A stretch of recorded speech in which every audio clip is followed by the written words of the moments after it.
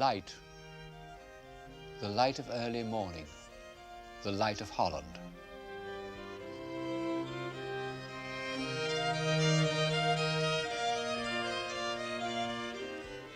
It spreads over the flat fields, it's reflected in the canals, and it picks out distant towers and spires. This was the inspiration of the first great school of landscape, one might almost say skyscape painting.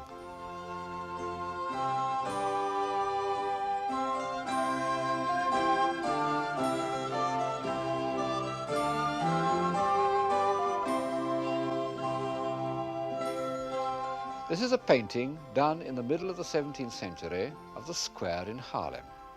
You can see it's an old painting because of the clothes the people are wearing, but I can walk into this picture, or rather, into the square.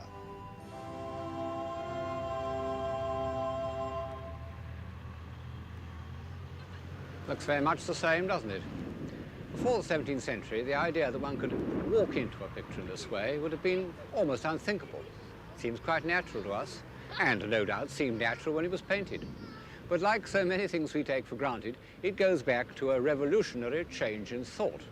The revolution in which divine authority was replaced by experience, experiment, and observation. I'm in Holland not only because Dutch painting is a visible expression of this change of mind, but because Holland, economically and intellectually, was the first country to profit from the change. When one begins to ask the question, does it work, or even does it pay, instead of asking, is it God's will, one gets a new set of answers. And one of the first of them is this, that to try and suppress opinions which one doesn't share is much less profitable than to tolerate them. This conclusion should have been reached during the Reformation. It's permeated the writings of Erasmus, who of course was a Dutchman. Alas, a belief in divine authority of our own opinions afflicted the Protestants just as much as the Catholics. Even in Holland, they continued to burn and torture each other right up to the middle of the 17th century.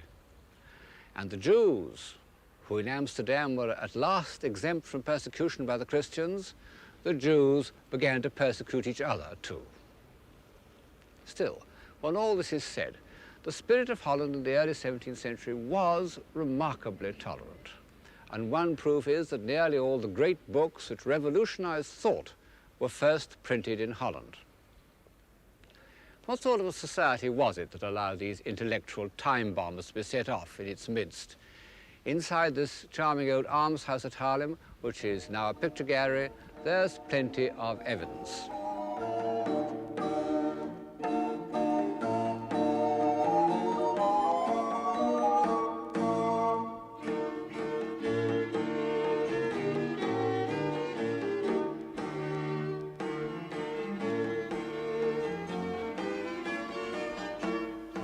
We know more about what the 17th century Dutch looked like than we do about any other society, except perhaps the first century Romans.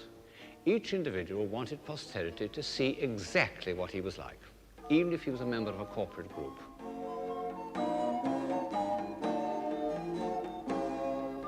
And the man who tells us all this most vividly, the man who painted these pictures, was the Haarlem painter Frans Hals. He is the supreme extrovert. I used to find his works, all except the last, revoltingly cheerful and odiously skillful. Now I love their unthinking conviviality, and I value skill more highly than I did. But I'll admit that his sitters don't look like representatives of a new philosophy. But out of these all too numerous group portraits of early 17th century Holland, something does emerge which has a bearing on civilization.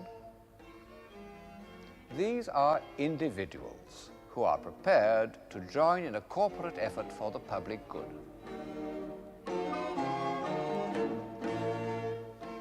One can't imagine groups like this being painted in 17th century Italy, even in Venice. They're the first visual evidence of bourgeois democracy. Dreadful words, so debased by propaganda that I hesitate to use them. And yet, in the context of civilization, they really have a meaning. They mean that a group of individuals can come together and take corporate responsibility, that they can afford to do so because they have some leisure, and that they have some leisure because they have money in the bank. This is the society which you see in the portrait groups. They might be meetings of local government committees or hospital governors today. They represent the practical, social application of the philosophy that things must be made to work.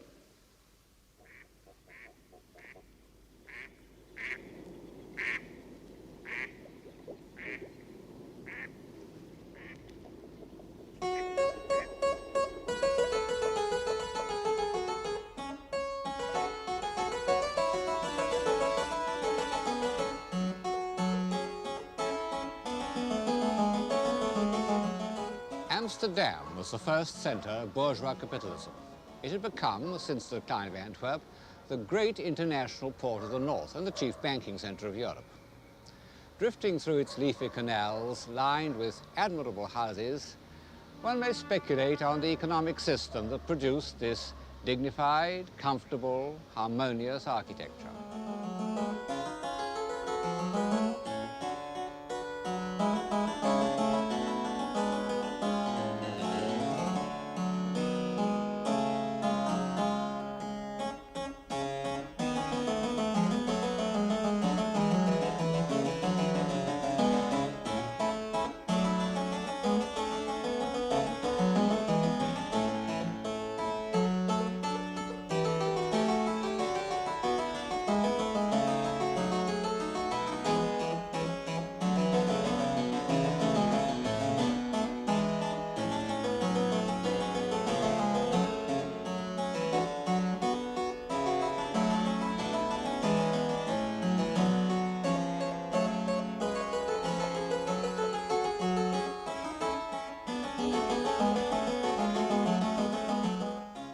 I don't say much about economics in this program, chiefly because I don't understand them, and perhaps for that reason believe that their importance has been overrated by post-Marxist historians. But, of course, there's no doubt that at a certain stage in social development, fluid capital is one of the chief causes of civilization, because it ensures three essential ingredients: leisure, movement, and independence.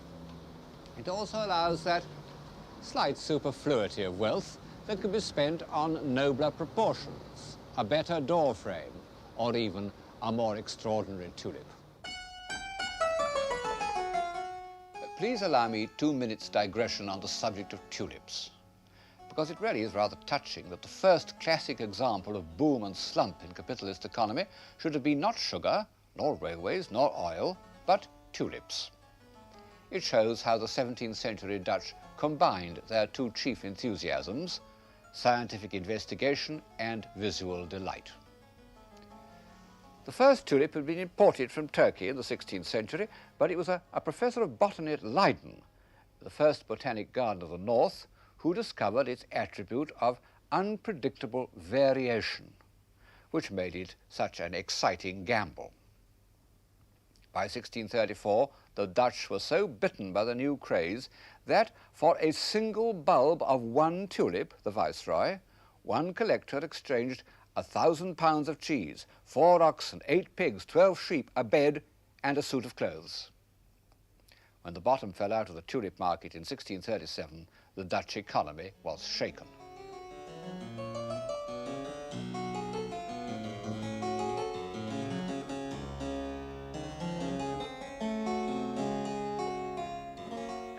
However, it survived for over 30 years and produced superfluities of the most seductive kind. What about this little clavichord? Isn't it enchanting? Better to look at than to listen to, I'm afraid. And large, spacious rooms, black and white marble pavements, carved furniture, an agreeable way of life.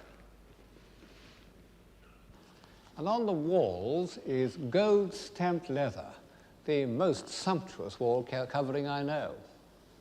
Unfortunately, this kind of visual self-indulgence very soon leads to ostentation, And this, in bourgeois democracy, means vulgarity. One can see this happening in Holland in the work of a single painter, Peter de Hoo. In 1660, he was painting these beautiful pictures of clean, simple interiors. 10 years later, they were very elaborate, hung with gold Spanish leather. The people are richer, and the pictures are less beautiful. Bourgeois capitalism led to a defensive smugness and sentimentality. No wonder that early Victorian painters imitated pictures of this kind. Every picture tells a story. It was a Dutch invention. This one is called A Visit to the Nursery. In addition to trivial anecdotes, the philosophy of observation involved a demand for realism in the most literal sense. In the early 19th century, Paul Potter's Bull was one of the most famous pictures in Holland. It's one of the first pictures that Napoleon wanted to steal for the Louvre. It's fallen out of favor now, but I must say I do find it absolutely fascinating. There are many ways of achieving reality, and this simple-hearted, laborious way that Potter has followed does seem to me to achieve something which couldn't be done in any other way. Isn't that fleecy neck of the sheep extraordinary? And look at those wild flowers. Above all, look at the cow's eye. The intensity with which Potter has looked at its forehead, at its strong hair and wet nose, is obsessive, what we've come to call surrealist. Of course, it's a young man's picture. It has the intensity of the early pre-Raphaelites, and indeed there is something almost nightmarish in the way that the young bull dominates the beautifully painted landscape in the distance.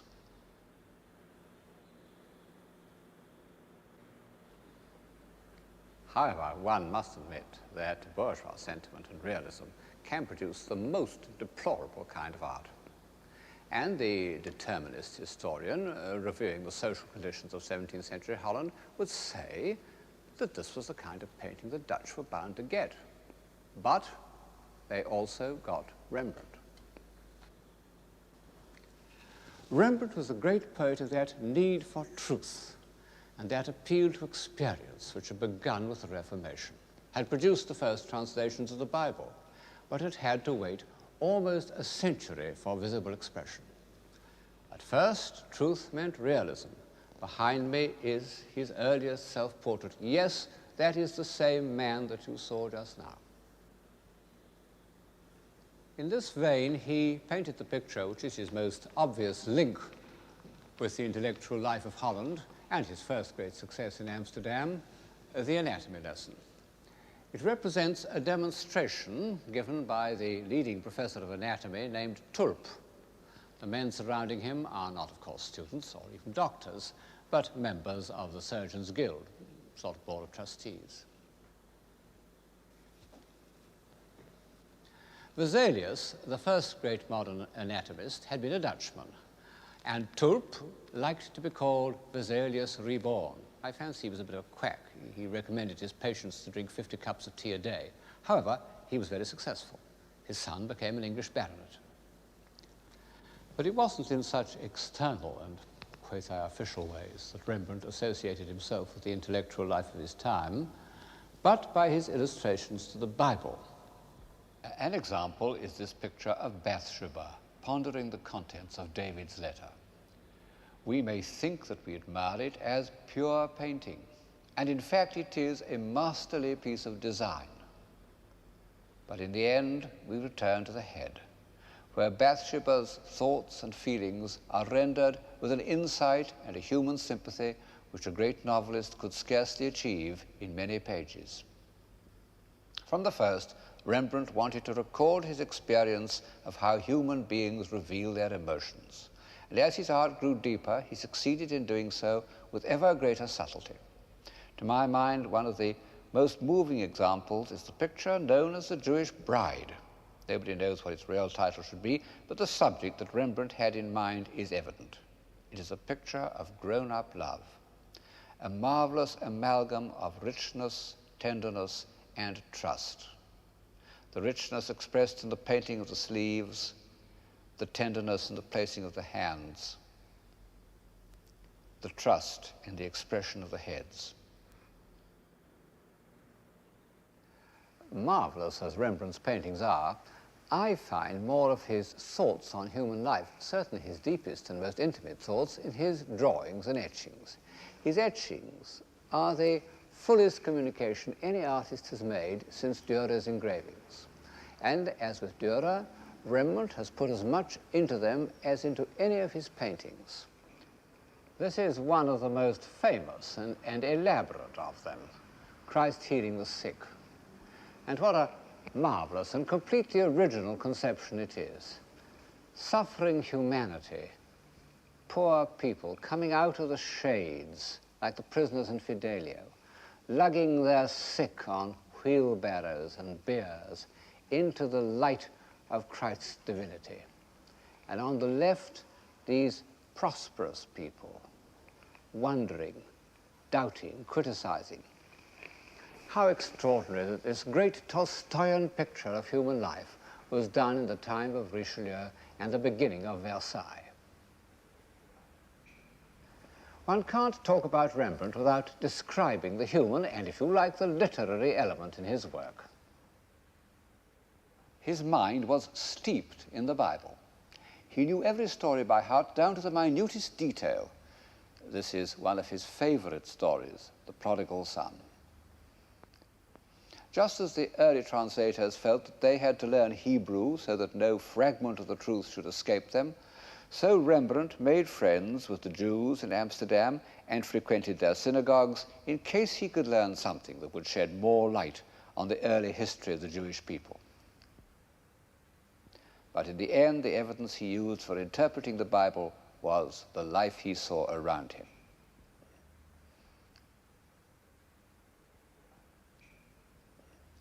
In his drawings and etchings, one often doesn't know if he is recording an observation or illustrating the scriptures. So much had the two experiences grown together in his mind.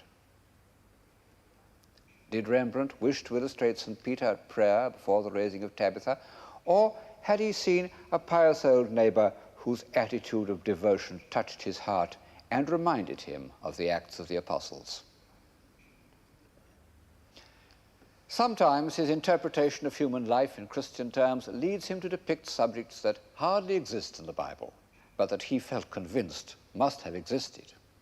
An example is this etching of Christ preaching the forgiveness of sins. It's a classical composition. In fact, it's based upon two famous Raphaels, which Rembrandt had completely assimilated.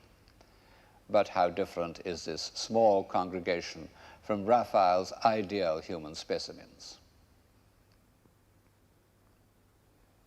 They are, as you see, a very mixed lot. Some thoughtful, some half-hearted, some concerned only with keeping warm or keeping awake.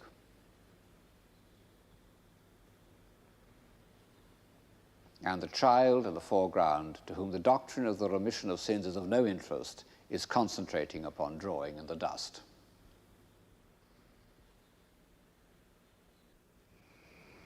Rembrandt reinterpreted the Bible in the light of human experience, but it's an emotional response based on a belief in revealed truth.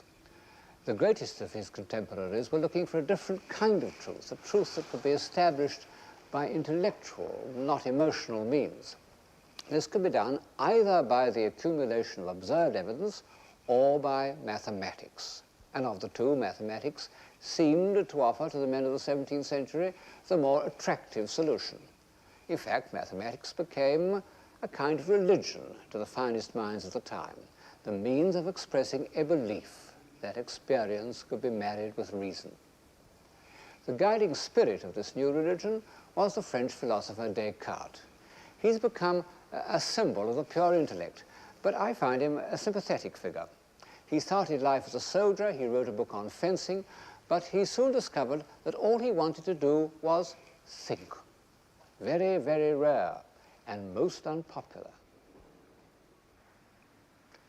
Some friends came to call on him at 11 o'clock in the morning and found him in bed. They said, "What are you doing?" He replied, "Thinking." They were furious.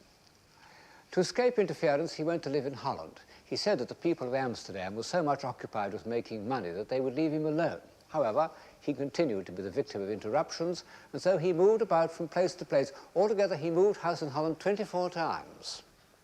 In the end, he was run to earth by that tiresome woman, Queen Christina of Sweden, who carried him off to Stockholm to give her lessons in the new philosophy. She made him get out of bed early in the morning, and as a result, he caught a cold and died. But earlier in Holland, at some point, he evidently lived near Haarlem, where he was painted by Frans Hals.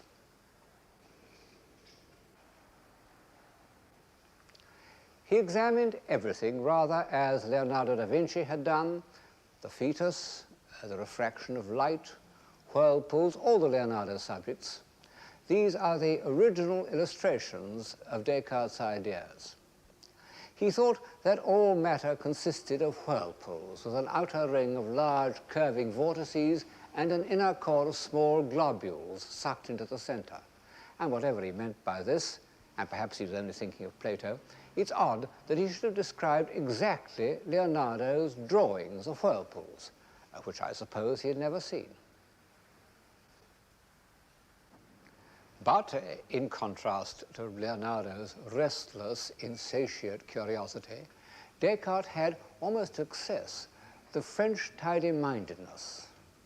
And all his observations were made to contribute to a philosophic scheme. It was based on absolute skepticism, the inheritance of Montaigne's summing up, que sais-je, what do I know? Only Descartes arrived at an answer: I know that I think. And he turned it the other way round: I think, therefore I am. His fundamental point is that he could doubt everything, but not that he was doubting.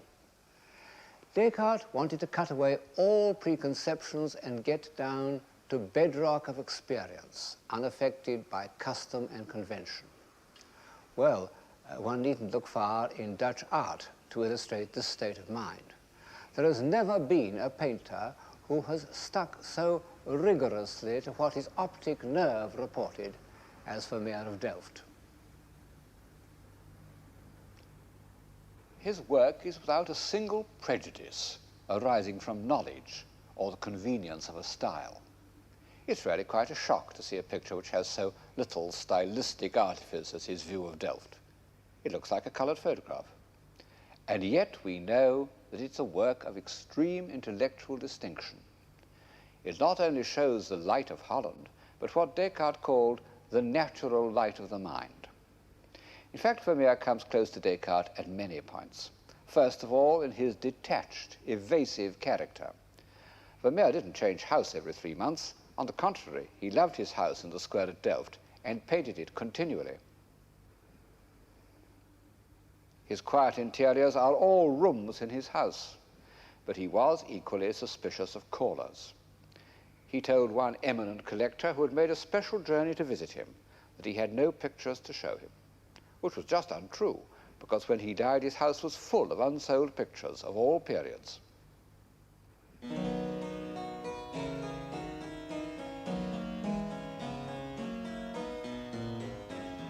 All that he wanted was tranquility in order to enjoy fine discrimination.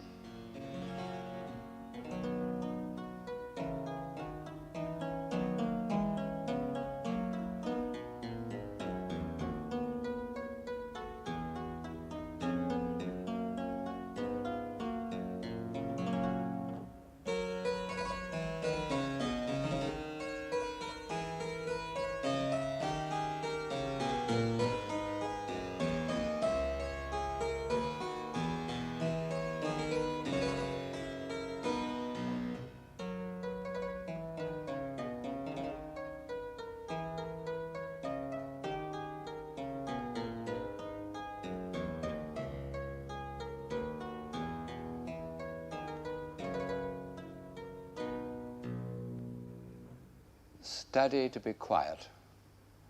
10 years before this picture was painted, Isaac Walton had inscribed these words on the title page of the Complete Angler. And in the same period, two religious sects had come into being, Quietism and the Quakers. As far as I know, the first painter to feel Descartes' need to tidy up sensations by the use of reason was Peter Sanrodam, the scrupulous master of church interiors. He did drawings from nature in the 1630s and often kept them for 10 or 15 years until he could give them the stillness and finality which make them ideal meeting places for the society of friends. The precision with which he places each accent, those dark heads, for example, reminds one of Seurat.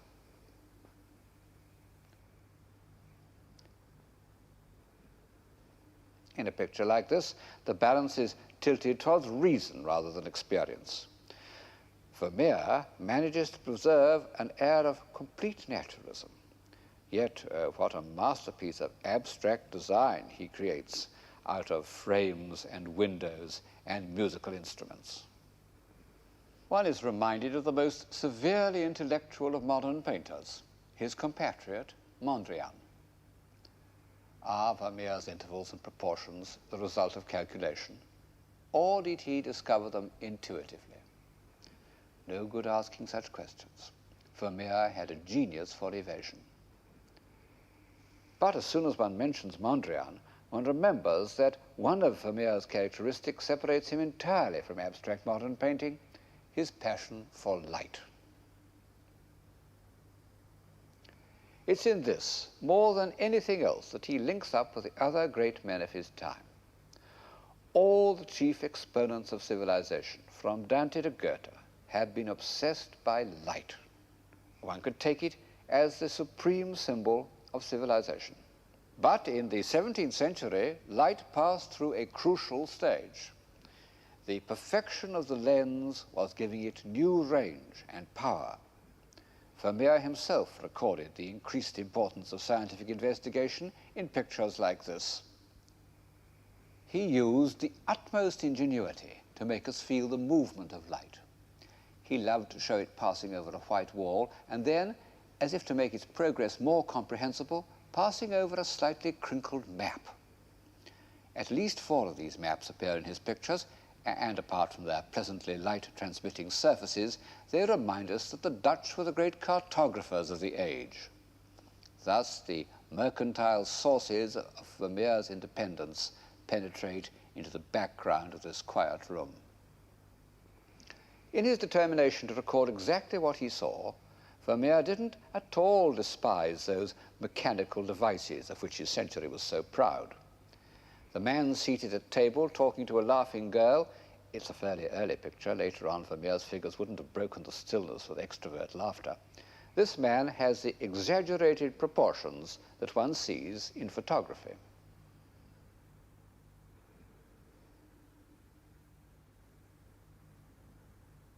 I fancy that Vermeer looked through a lens into a box with a piece of ground glass squared up and painted exactly what he saw. He must have begun this scientific practice quite early. One finds it in this picture of a woman pouring milk, painted before he had perfected his peculiar stillness. The light's rendered by those little beads that one doesn't see with the naked eye, but which appear on the finder of an old-fashioned camera. And yet this scientific approach to experience ends in poetry. And I suppose that this is due to an almost mystical rapture in the perception of light. The enlightened tidiness of De Hoogh and Vermeer and the rich imaginative experience of Rembrandt reached their zenith about the year 1660. And in that year, on the night of May the 30th, Charles II of England dined in the Mauritshuis, and the next day he embarked from the Dutch beach at Scheveningen to regain his kingdom. And thus ended the isolation and austerity which had afflicted England under Cromwell for almost 15 years. And as so often happens, a new freedom of movement led to an outburst of pent-up energy.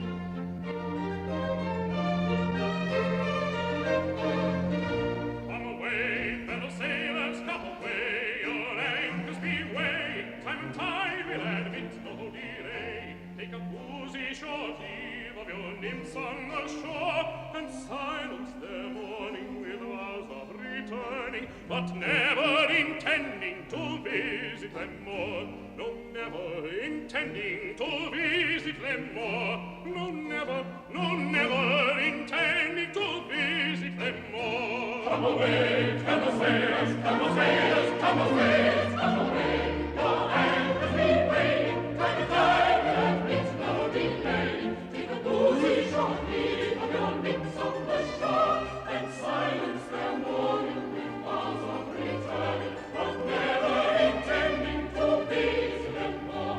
No, never intending to visit them more. No, never intending to visit them more. There are usually men of genius waiting for these moments of expansion, like ships waiting for a breeze. And on this occasion there was in England the brilliant group of natural philosophers who were to form the Royal Society. Christopher Wren, the young geometer who at that date was a professor of astronomy. Robert Boyle, who used always to be described as the son of the Earl of Cork and the father of chemistry. Halley, the discoverer of comets. And towering above all these remarkable scientists was Newton, one of the 3 or 4 Englishmen whose fame has transcended all national boundaries.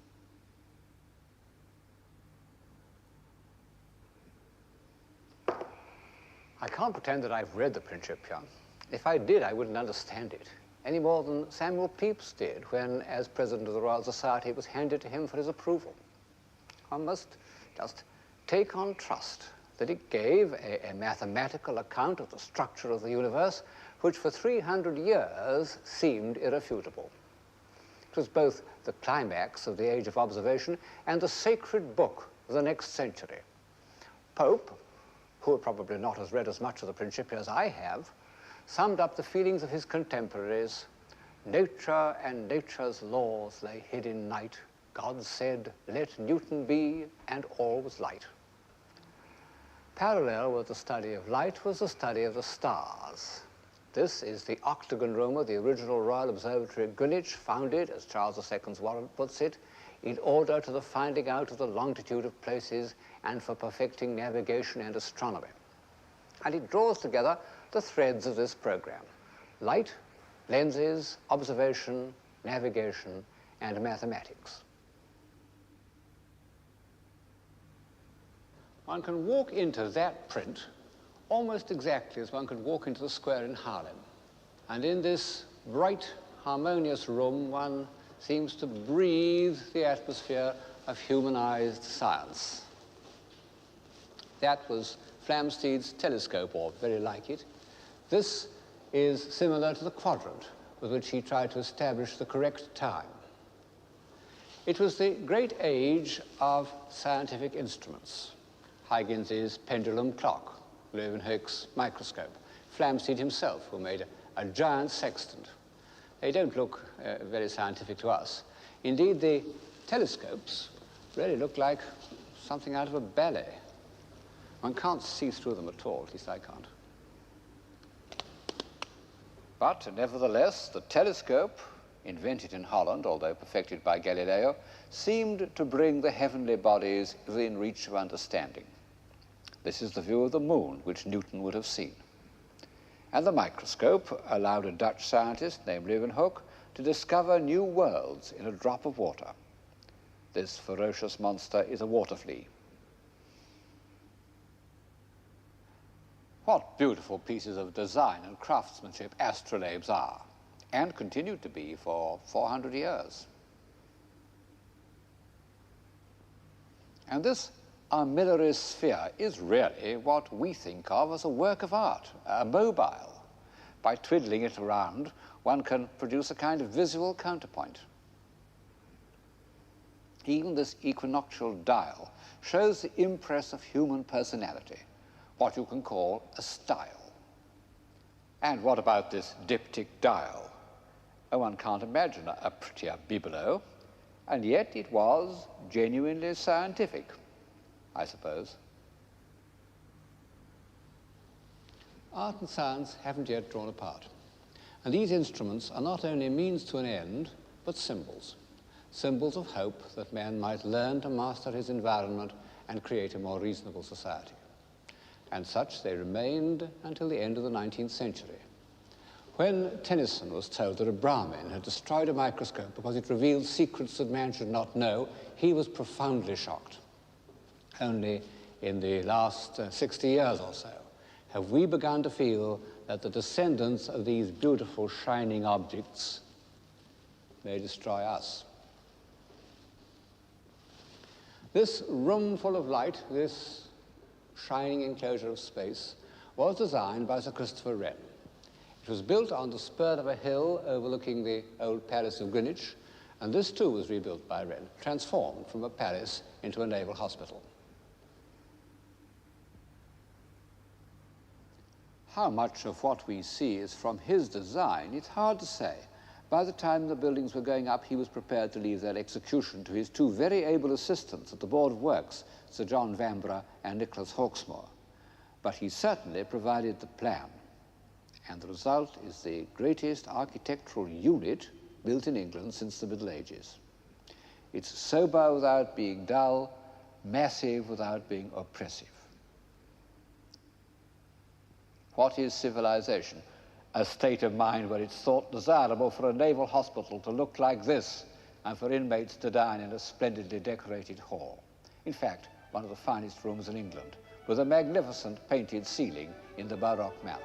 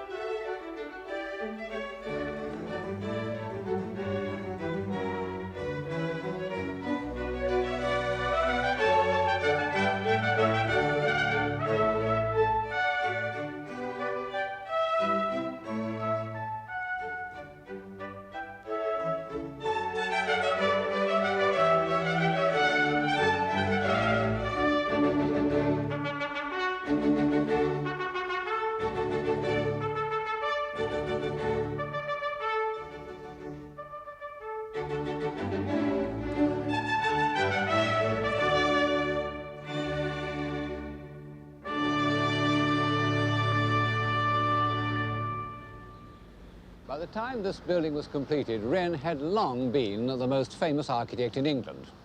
But as a young man, people had thought of him only as a mathematician and an astronomer. And why, at the age of 30, he took up architecture isn't altogether clear. I suppose he wanted to give visible form to his solutions, mechanical and geometrical solutions. But of course, he had to learn the rudiments of style, and so he bought some books, and he went to France and drew the buildings and met the leading architects. He even met Bernini, who was in Paris at the time, and he saw Bernini's drawing for the Louvre. I would have given my skin for it, he said, but the reserved old Italian gave me but a view. On his return, he was consulted as an engineer about Old St. Paul's, which was in danger of collapsing. He proposed replacing the tower by a dome, but before this very questionable project could be considered, the fire of London broke out, 1666. It ended on September the 5th, and 6 days later, Wren submitted a plan for rebuilding the city.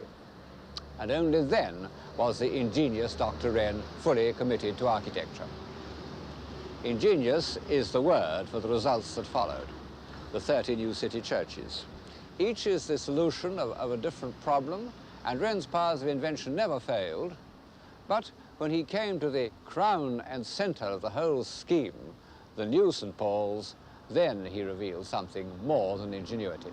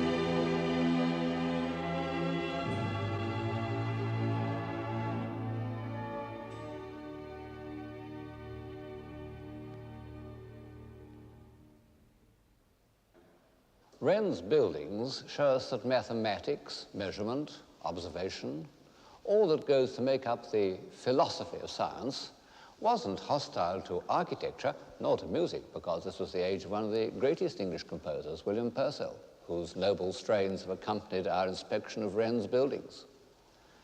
But what was the effect of the scientific attitude on poetry? Well, at first, I think it was harmless, even beneficial.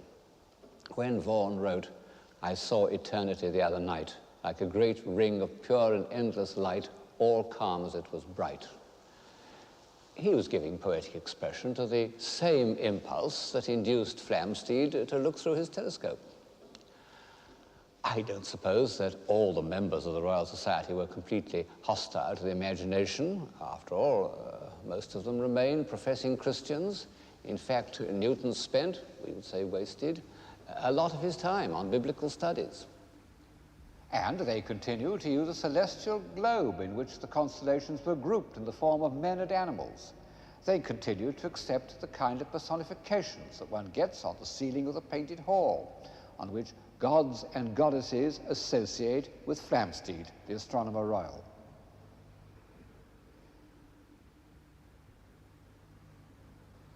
But all the same, they recognized that all these were fancies, that reality lay elsewhere in the realm of measurement and observation. A rather ridiculous character called Spratt, who wrote a history of the Royal Society, published the same year as Milton's Paradise Lost, said, "Poetry is the parent of superstition." And so began that division between scientific truth and the imagination, which was to kill poetic drama and give a slight feeling of artificiality to all poetry during the next 100 years. However, there was a compensation, the emergence of a clear, workable prose. It was a tool of the new philosophy, almost as much as Stevens's decimal system was a tool of the new mathematics. And this was particularly true of France. For about 300 years, French prose was the form in which the European intelligence shaped and communicated its thoughts about history, diplomacy, definition, criticism, human relationships, everything really, except metaphysics. It's arguable that the non-existence of a clear, concrete German prose has been one of the chief disasters of European civilization. There's no doubt that in its first glorious century, the appeal to experience achieved a triumph for the Western mind. Between Descartes and Newton, Western man created those instruments of thought that set him apart from the other peoples of the world. And if you look at the average 19th century historian, a man like Buckle, you'll find that to him, European civilization seems almost to begin with this achievement. The strange thing is that none of these writers, except perhaps Ruskin, seem to notice that the triumph of rational philosophy had resulted in a new form of barbarism. If I look beyond the order of Wren's Naval Hospital, I see stretching as far as the eye can reach the squalid disorder of industrial society. It's grown up as a result of the same conditions that allowed the Dutch to build their beautiful towns and support their painters and print the works of philosophers. Fluid capital, a free economy, a flow of exports and imports, and its lack of interference, a belief in cause and effect. Well, every civilization seems to have its nemesis, not only because the first bright impulses become tarnished by greed and laziness, but because of unpredictables. And in this case, the unpredictable was the growth of population. The greedy became greedier, the ignorant lost touch with traditional skills, and the light of experience narrowed its beam so that a grand design like Greenwich became simply a waste of money.